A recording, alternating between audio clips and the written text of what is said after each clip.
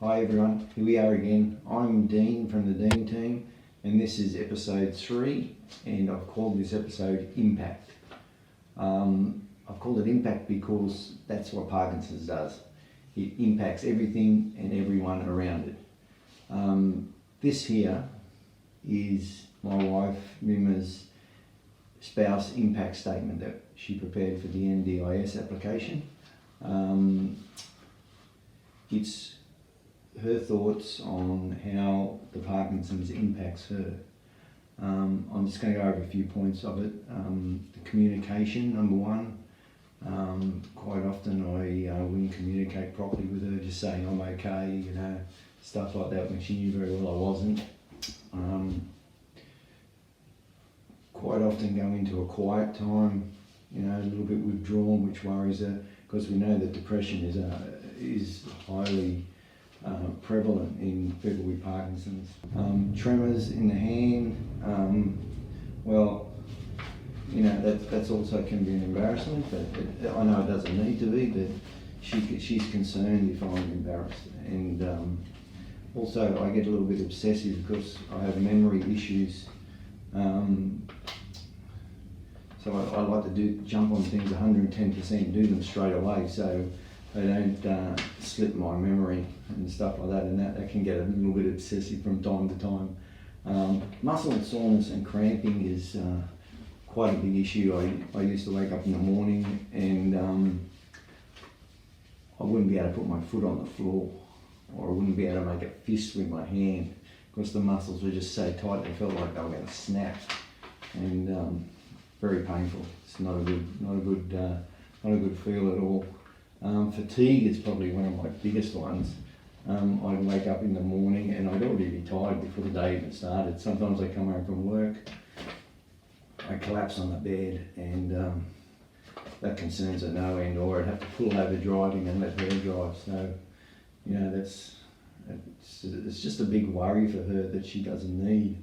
But most of all, the dreams at night, nightmares really, are a real concern, because they wake her up. I quite often act out a little bit, and they wake her up just when she has hardly had any sleep at all.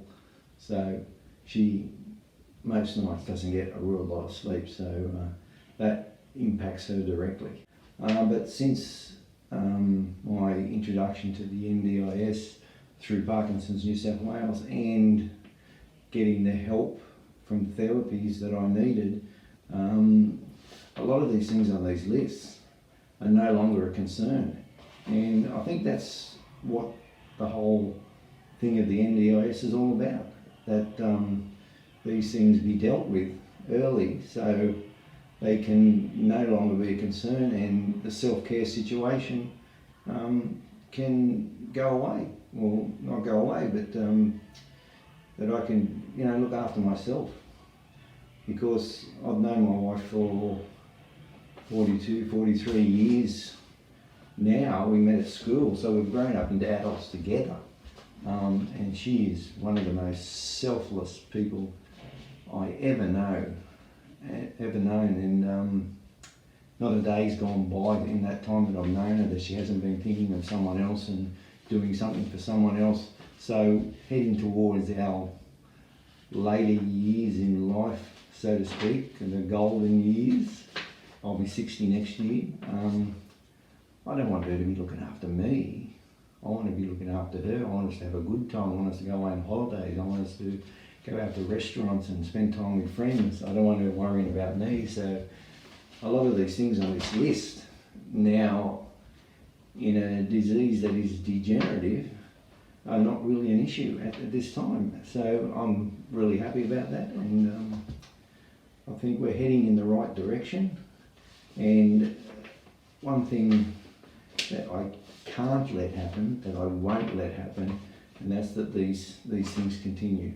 So they won't continue. They can't continue. So just remember what I always say: to beat relentless, you have to be relentless. See you next time.